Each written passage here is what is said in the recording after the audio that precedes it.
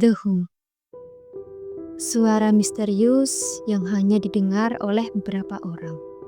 Di berbagai belahan dunia, dari Inggris, Selandia Baru, sampai Amerika Serikat, ada orang yang mengaku mendengar suara dengungan rendah yang terus-menerus, seperti suara mesin diesel jauh dari kejauhan.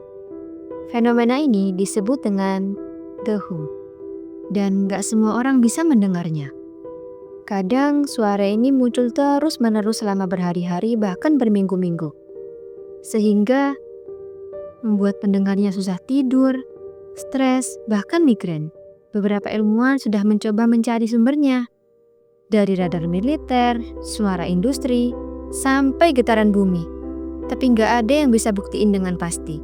Ada teori yang bilang kalau itu suara dari alam bawah sadar, alien, bahkan eksperimen rahasia pemerintah. Tapi ya belum ada yang bisa kasih jawaban pasti sampai sekarang.